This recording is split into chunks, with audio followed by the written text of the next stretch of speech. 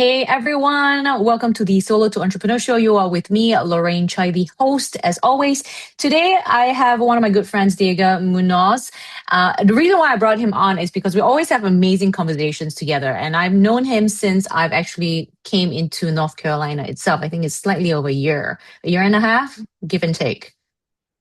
Yeah, give and I've take. I've enjoyed every moment we've had a chance to talk, Lorraine. So I'm grateful for this opportunity. Absolutely. So welcome, and thank you guys for staying tuned to today's episode. Now, today's conversation is going to be about everything, right? If you guys have been following the episode, it's about growth in business. It's about people, us as humans. So, Diego, when we spoke about, I know you're a person of wisdom, but you're actually not originally from North Carolina. And the reason why I want to touch bases with this is a lot of people are in the process of moving, right? Whether or not it's moving between suburbs, moving states or moving countries. So with you not being from here, how did that journey for you to select this place happen? We're going back into that journey. Well, no, it's kind of a fun story, but I will also try to bring it into a context that others might appreciate. So I'm originally from New York, now in Raleigh. There's an expression in the South known as we're darn Yankees. There might be other words that also apply, and it's for anyone who's moved here and isn't going back. And I'm not. My wife and I absolutely love this area. We raised our kids here, but it was a bit of an adjustment moving here. The culture, it's wonderful people, but it is a different pace. It is a different understanding in terms of how people react to certain things, and that's normal. I'm not suggesting that that's a bias. If anyone was moving from here to New York, it would be different. If they were moving from here to London or Australia or any other part of the world, there would be that expectation that it's going to be different. But I will say that. But for you moving from the city area, right? Like for me, I moved from Mhm. Sydney to Raleigh itself. For you, moving from a city to Raleigh, some people move from city to non-city. Some people move from the country to the city. What's your viewpoint of a city person moving into the in between, as I call this area? Mhm. It's just slower moving.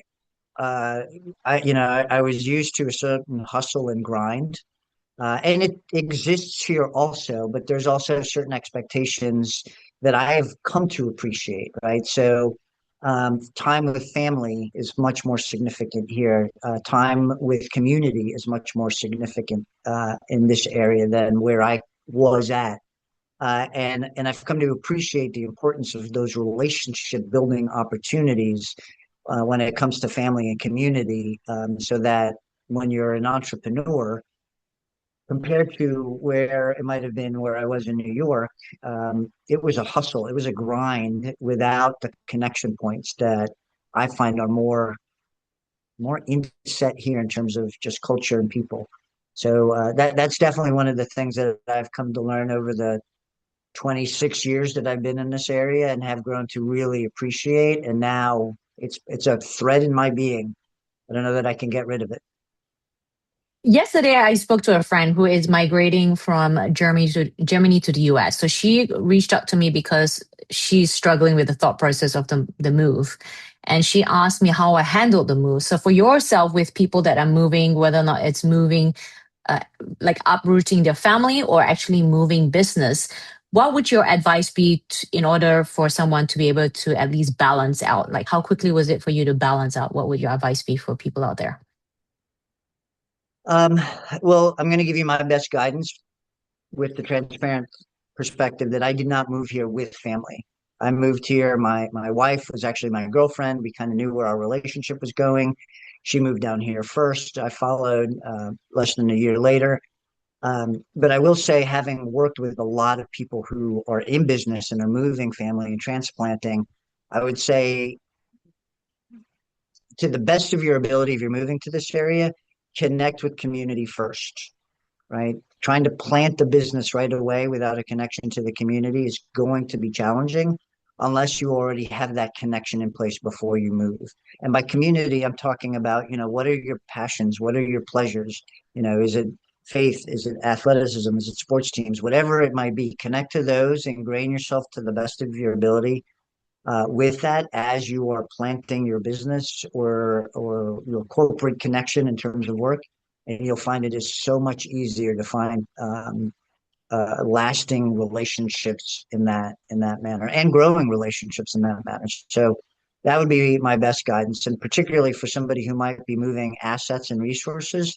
That initial community could be in your financial planner, in your accountant, in your banker, in your realtor, in your insurance agent that you come to meet down here, because all of those people are revolving their business around relationship.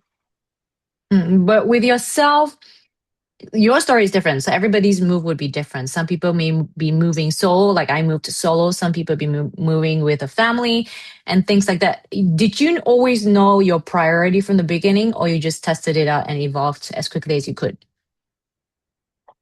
Well, um, I give you permission, Lorraine, to cut me off if I go long. Okay. So when I Okay. moved down here, um, my my now wife had basically found a newspaper clipping of a job.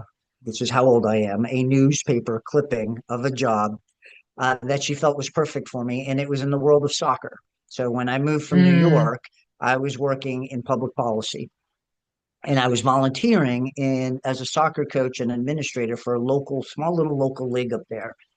And she's like, "Oh, I found this position. You can come down here and you can work for this organization and actually make a living." And that, if you're from this area, at that time it was known as the Capital Area Soccer League, or Castle. Well, that organization has blossomed into a prominent organization known as NCFC, which, if you're from the area, you've probably heard about to some degree. I did that for several years before I took on a real job. And please know, if you're listening to this, I'm using air quotes right now because that organization is huge. It is prominent, but I was an outsider coming in. And so I was like, oh, it's a nonprofit. I'll just do that until I land. And what I found, and I'm still coaching for the same organization, again, creating that connection point and creating longevity in it. For me, it wasn't just an opportunity to do something that I loved. It was a passion. And so when you ask me, like, how did I get there? I just started with something I'd love to do. And then what I've realized, and that thread is in my being, I'm still doing it. And it has been a very significant part of my business, my background, my community. If anybody isn't watching this in a couple of years, what you should know is the World Cup is going on in the United States right now, and my productivity is probably not as good as it might be during other parts of the year.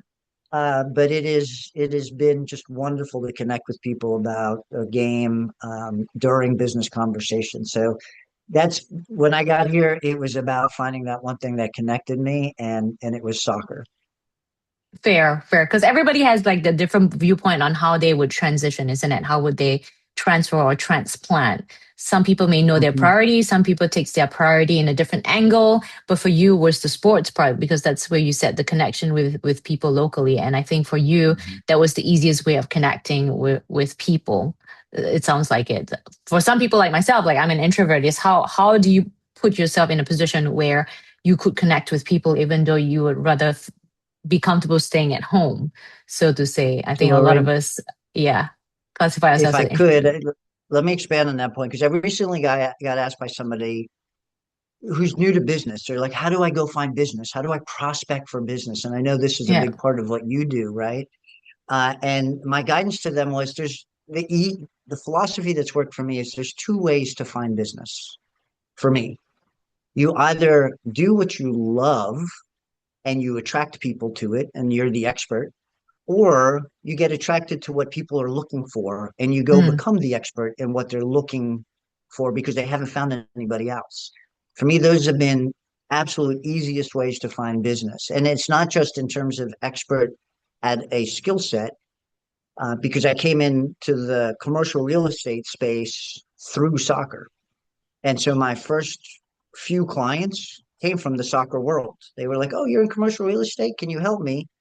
Those conversations started organically because I was on the sideline or we were watching a game or I had coached their kids. And, so my guidance to anyone who's moving to this area and trying to figure out what to do and they're trying to grow business, either let people know what you're really good at or ask people what they're in need of and be good, really, really good at that. that is so true though, because when I was growing my business in Australia, the first thing I did was I was looking for an area that had majority of my clientele.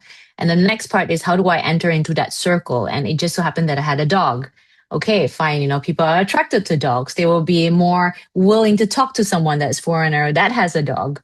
And that was how I started my business in the local area many years ago. Was having conversation. I had an academy, so it was having the kids warm up to me, parents come over to me just because I had a dog, and then they want to get to know me, and I want to get to know about the neighborhood. So it seems more of a softer way of sales rather than, hey, I got this business, come buy from me.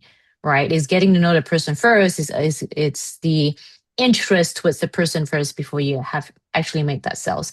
But for you, Diego, you're known here as a person of wisdom. You're always there teaching businesses around. You always have your 2 cents. You're straight to the point in terms of what people have to learn. Has that always been easy for you, or was there a growth with your journey?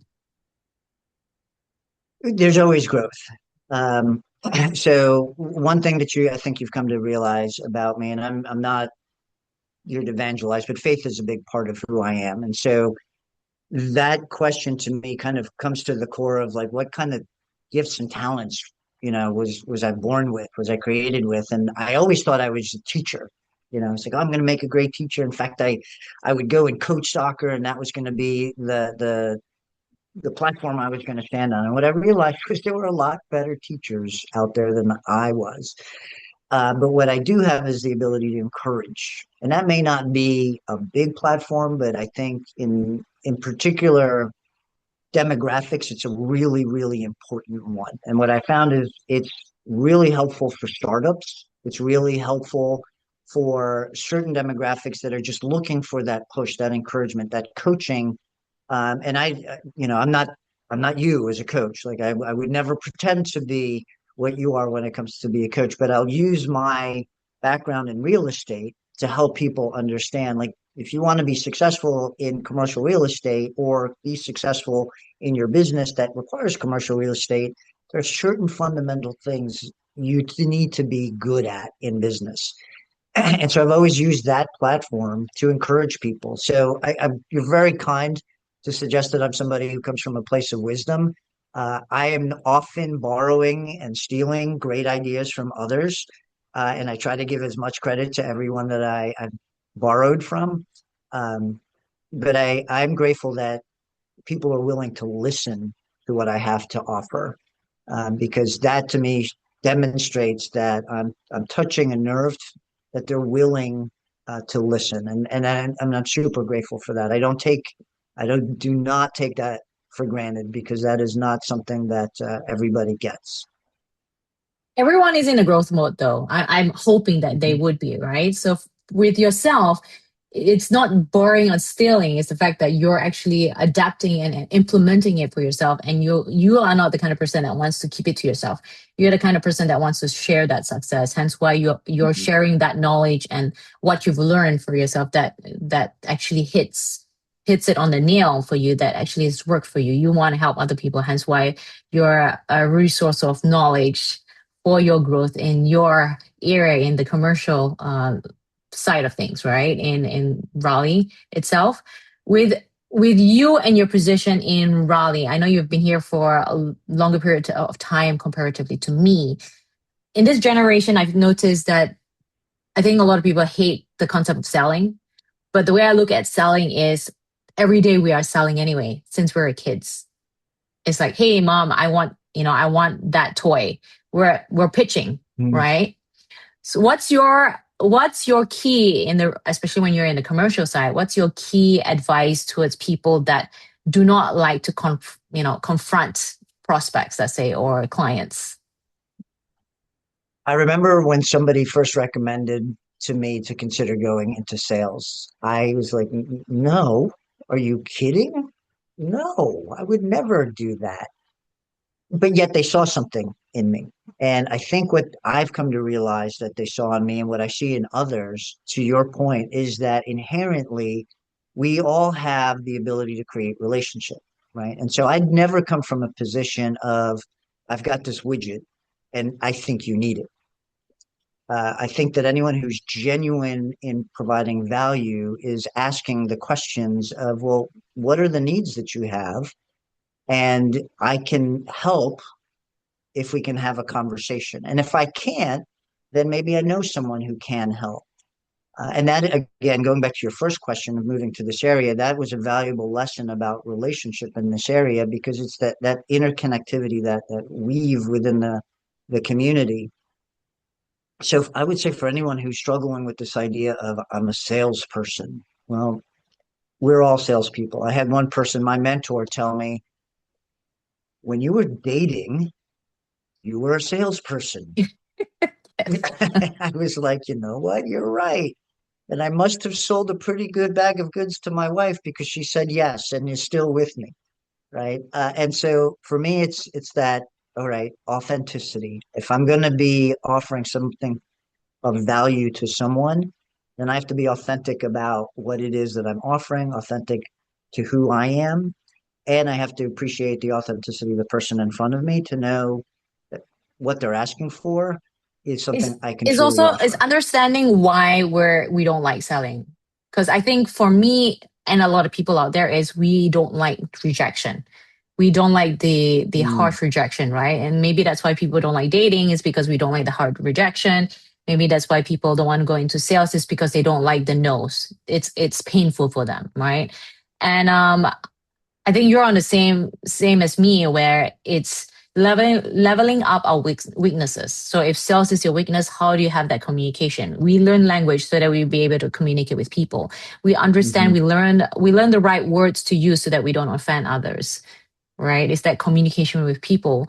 So it's understanding why we don't like sales, and then it's how can we change that where we eventually like sales. We're actually good at sales, and we actually end up liking sales because I think with like I said, being a kid, we are actually selling, networking with people. We're selling the fact that we want to be in their circle. How do we sell for them hmm to open their doors for us to be able to be accepted in their circle? It's not really selling where there is a transaction of price, but it could be a transaction of friendship.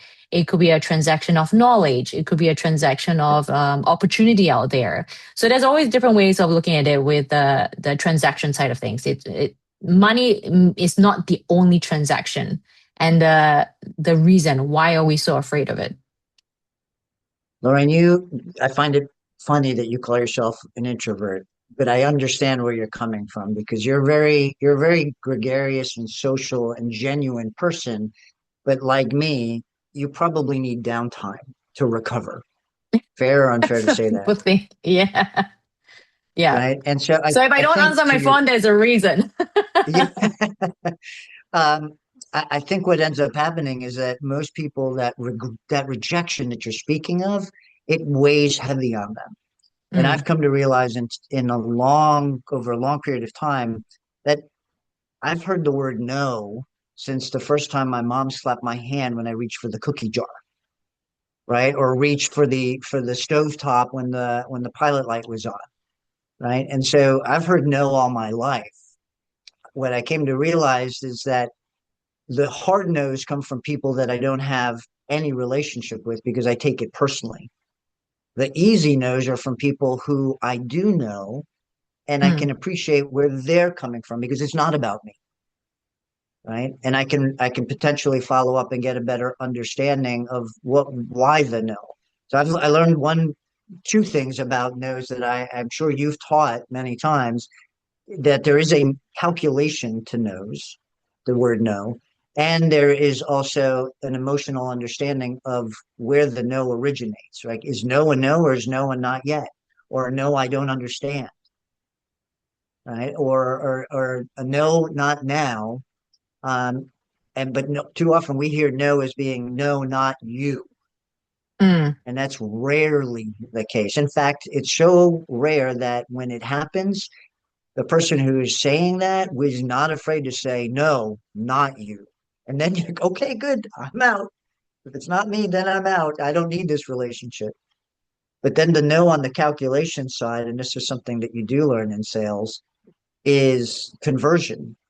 mm, You know, if it takes you 500 no's to get to the one yes, then now I have put a dollar amount to each of those 499 no's. Or if you know that you Bec- need to receive the 499 no's before you get the yes, how quickly would you go through your no's to reach that one yes? if I'm going to get a $5,000 payday, then I know each one of those no's is worth $10. And I can work my math up. Now, obviously, eventually I want to become skilled enough where that 500 is maybe 200 and each no is worth more and a step closer to whatever the value of the yes is going to be. And and I use a transactional number. It doesn't have to be transactional number. It could be a more meaningful value than just a dollar or paycheck. But that is something that has also helped me realize I can grow from the no. Absolutely.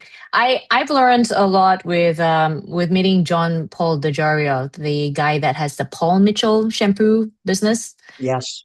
So he shared a story, and this story is also online, where he shared a story. He lived in his car with his son back in the day, and that time he was selling. I can't remember what he was selling, but he was selling a lot of things. Where the constant no in his face, I think it was shampoo at that time, constant no in his face until the one yes that gave him that opportunity.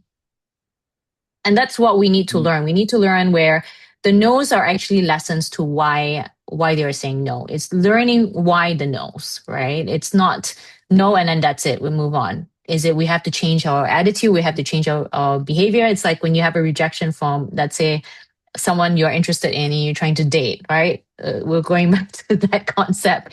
So it's why is it so? Is it because they are not suitable for you? Is that not for you?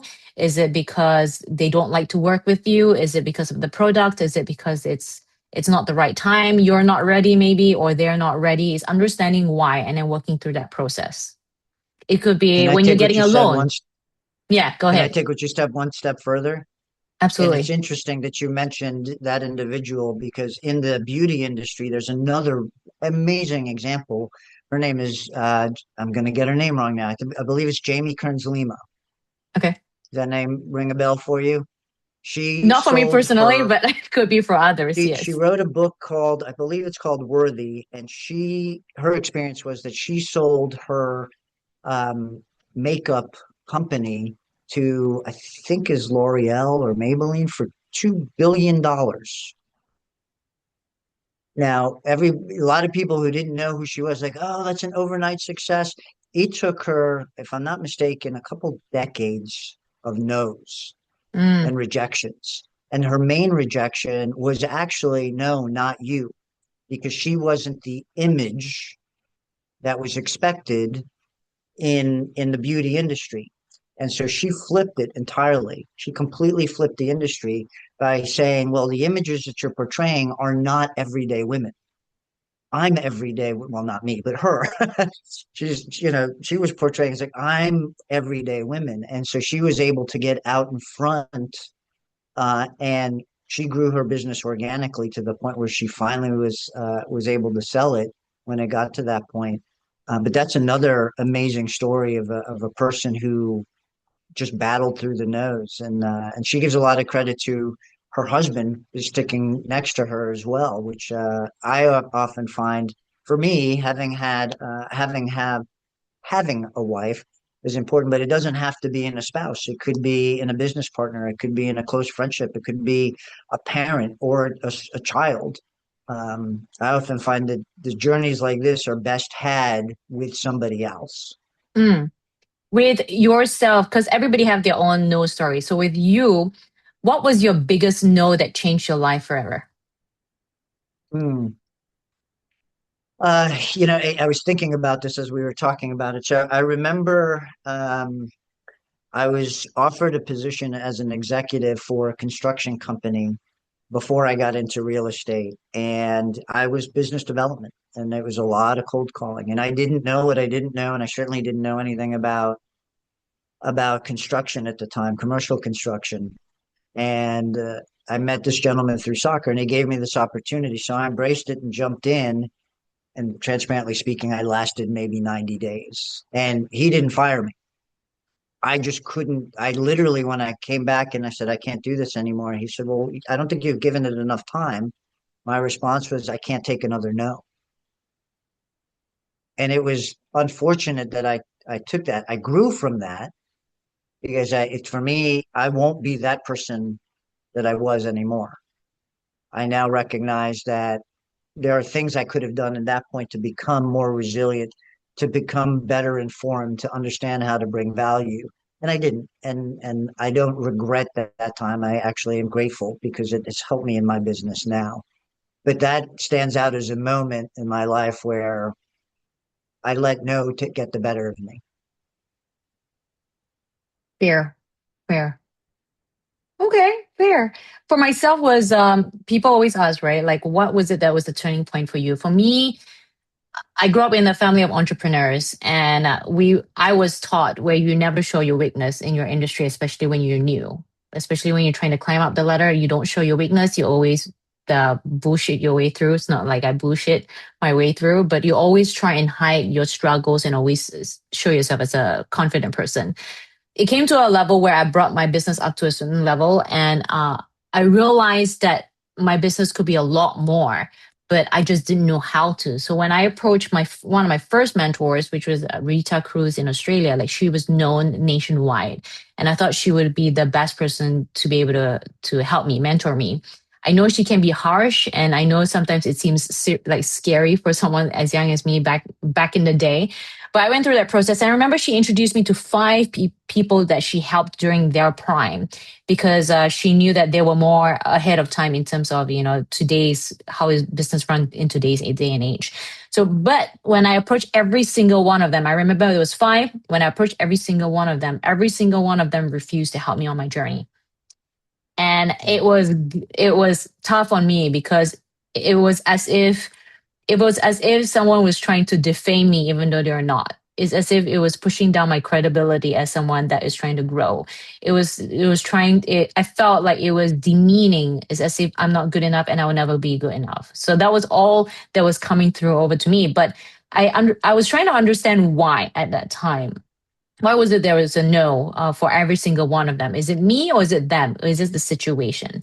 And I got to thinking, I understand that they explained that they just they struggled through their journey to where they are right now, and they didn't really want to share that because I think they didn't think it was fair for me to find a shortcut with them helping me out instead of through the Mhm. struggles. So instead of cowarding and just staying in my lane, what I did was, because I'm not even their competition, so what I did was I ended up taking that nose into, you know what, it was a screw you moment of let me learn another route, let me go a different way, let me travel domestically within Australia, learn from the best of the best, outgrew every single one of them. If there was an opportunity in Europe, I would fly there. That was before Zoom. If there was an opportunity in the US, I would fly to US. Time zone did not matter. I would show up when I could. And then I would help businesses that are open to help, because it is very difficult for someone to admit that they need help. It is very difficult for someone to be open to receiving that help to begin with. And that was where it started. So that was how my journey as a consultant started, was that the five no's that turned everything. Instead of just my growth in business, it was my growth in business, but also helping people on the side on their business journey. I completely appreciate that. I apply a lot of my business coaching and my business assistance in real estate to what I do in soccer when I'm coaching people in soccer, because I still do that. I still play. And that mentality, I'm competitive. I'm very, very competitive. But I also recognize when I'm good at something and when I'm not. And when I'm not good at something, for me, I, I, I at this point in my life will do an assessment. When I was younger, I would have run through the wall. It's like no was not something I was necessarily going to accept. I would figure it out. Now that I'm a little bit older, now I'm assessing time value of money. But everybody goes through that maturity at some point. That may not be the case for somebody who's in their 20s. I'm far removed from my 20s. But I will say that the competitive side of me, like you, was like, all right, if that's the way you're going to be, I'll see you on the other side when you're behind me. Um, but Bruce Lee comes to mind, and something that he had said in one of his movies or documentaries is like, you've got to be like water. And by that, he was saying flowing water changes rocks. It takes time, but it changes rocks. And there was another more recent example where somebody had said, if you kick a rock, just you pick a rock from anywhere, rocks are not round. Rocks are oblong shaped, they're awkward shaped, but if you kick a rock for long enough and far enough, it will become round. It will turn into a round spherical shape. And so that for me is an approach that I've always enjoyed, that if it's something that I'm truly passionate about wanting to be good at, I'm going to kick that rock But until it's it also not turns. from a space of hatred No, or no, negative, right? It's a space of I understand, acknowledgement. But let me just go a different route then. Maybe this is not the journey for me. Maybe I'm meant to be learning more in order to even be better than you are. absolutely. I because I enjoy coaching kids so much in soccer, those are I see that in certain generations, right? Where you find that kid who they don't understand pain. They don't understand fouls. They understand the ball needs to go in the back of the net. And they complain about when the referee blows the whistle. Like, why'd you stop? I was having fun. I for me it's along that mentality. Like it's not about taking it out on anyone or feeling like Mm, the rejection was personal. For me, it's what's the end goal? Well, the goal is put the ball in the back of the net. Or in business, the goal is to provide a certain lifestyle for myself and my family. And it doesn't necessarily have to mean three comma deals, right? But it does mean, am I bringing value to my life, to the life of the clients that I'm working with? For me, it ends up being more of an emotional success than anything else. mm. Every time we meet up, we always end up talking and talking, and then we never, we always lose track of time. It seems, but Have we lost I'll track? I no, apologize. no, it's all good. It's all good. Oh, no, we always have great things to talk about. So, I do appreciate you here. But I want to bring it back to the human side of things, right? What is Diego's routine that works for you? Maybe it's something that other people can consider for themselves. So, what kind of routine for you works? Well, I'm going to start off with the thing that most people probably don't recognize and take for granted. Rest. I need quality rest. Now, I'm not saying I sleep 10 hours a day. I wish I could still do that. I need quality rest. And so I have got routines set around my day to make sure that when I am going to rest, it is quality rest so that when I awake or refresh, those moments after I've awoken are probably the best energy that I have in the day, right? And that could be if I've done it right, it could be a solid 4 hours of quality energy that I'm pouring into whatever's in front of me. And if I've organized it well, um, those 4 hours are going to be quality. And then the next 4 hours for me and that are going to be engaging in some sort of relationship building or learning, something that is going to bring refreshment to me in whether it's exercise or knowledge or relationship. But it's a great question because it's not one that I get asked often, and it's not an answer that many people think. But for me, quality rest is critically important for me to be at my best. But you talked about 4 hours though. So I'm assuming that you have a level of 4 hours here and 4 hours there. You kind of structure your day that way. Yes, and I'll probably not something I care to admit in public, but I'm a transparent person. If it's 3, 4 o'clock in the afternoon and I'm exhausted, I'll take a half hour nap.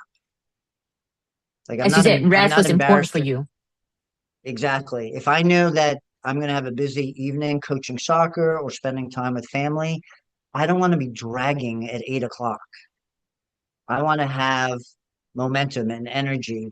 And so if it means hiding out for half an hour somewhere, and it doesn't, when I say nap, anybody who's of a certain age, you just got to close your eyes and decompress and get all sensory out. That half hour refreshes me and it gives me maybe another 2.5, 3 hours of solid opportunity to engage in whatever I'm going to be doing next. There's another couple of other things that I do, like I believe in cold plunges and cold showers. I find that that is absolutely great for me and what I do.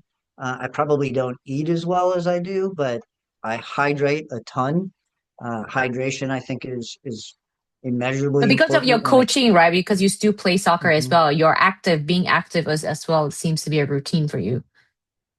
It has to be, Mm. otherwise, yeah, there'd be bigger problems in my life. Good for you drinking So water. right? You reminded me. Some people have like set routines where, okay, I got to wake up at 5 o'clock in the morning. I got to do this. I got to do that. Do that. Some people work well with routines, like set routines. Some work well with flexible routines. So it's not all routines work for everybody. It's not like one size fits all. Like for myself, I work well with a structured routine, but it also adjusts according to, you said, energy, right? Like my priority is the energy side of things. So if I'm working late past 1 o'clock, that means I'll wake up late because I do need that energy. It really depends on the day, and it's the same thing too for me. Where if I need to nap in the middle of the day, I'll nap in the middle of the day so that I can still have the energy towards the rest of the day.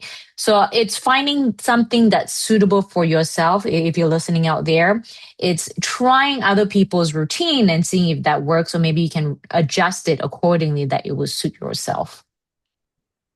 Absolutely. And you got to protect that time Mm, when it's needed. I'm not suggesting that everybody, I don't, I get maybe 5.5, 6 hours of quality sleep every night. If I can get that every night, I'm good. If I get something less than that, I might need a nap at some point in the afternoon. But it's for me, any guidance or advice I'm going to offer anyone is whatever that is for you, protect it because it's what makes you better for everybody else. if you could meet yourself in 20 years back then, what would the one advice you would give yourself 25 years ago? It's not my fault. And I'm probably not unique in saying that, but I go back to when I was a younger person and I put a lot of responsibility on my shoulders. And a lot of that may have just been the situation of my upbringing, where I was put in a difficult situation at a young age in terms of family and that kind of thing. Um, and I just grew up with a lot of sense of self guilt. And it wasn't until I recognized what healthy relationships look like Mm, that I started breaking away from that sense of like, okay, you know what? It's not my fault. I do have responsibility for getting better, but it was not my responsibility or my fault for the way it was. Right. So the way it was, and there's nothing I could do to change that, but I can be better at who I want to be going forward because of that. And that is, as a parent, that is something that I've always wanted to instill on my daughters to just let them know that, you're going to make mistakes, things are going to happen, but what are you going to do from that? Because if you're going to sit in that misery, it will be a lot harder to go and grow and move forward. Right? I use the expression, and maybe it's not a perfect fit, but I don't live for minutes, I live for moments. And if I'm living for minutes, I'm reflecting on what I only know from the past. But if I'm reflecting on moments, then it's me wanting to recreate and grow from them going forward. mm, absolutely. Absolutely. Thank you for being here, Diego. Thank you for being here and It's my sharing. pleasure. Now, I hope guys, this was I'm good. gonna. I hope it was. No, this is amazing. I think our listeners out there, they love something that's raw, and that's why I have you on here. Is that we also want to show the human side of things because success doesn't happen overnight. It happens over growth, and when both of us speak, we always tend to balance off each other very quickly with oh my gosh, like that's a great idea.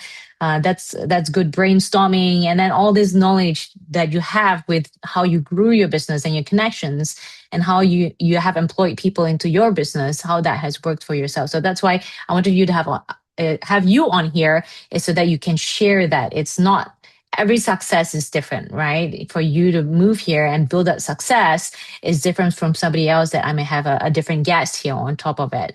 But guys, if you are interested to follow Diego's journey, whether or not it's soccer, you want to have a conversation with him on soccer, or and whether or not you want to have a conversation with him, and you're here based in Raleigh on commercial real estate, whether or not it's multifamily. I'm assuming that's what you guys do, or commercial side of things, or just have a chat with him. If you want to have a chat with him, I'm gonna have your information. I'm gonna put his information on the description below. Diego, I'm gonna get that from you after the call, and you can follow him on social media, interact with him. Diego is the kind of person that will always want to help, even though he's busy. And he will connect you on the right track. So, guys, if you like today's episode, please do like, follow us, get in touch with us, follow Diego, follow his journey, whether or not it's soccer or whether or not he can help you at least be grounded here in Raleigh, Durham area.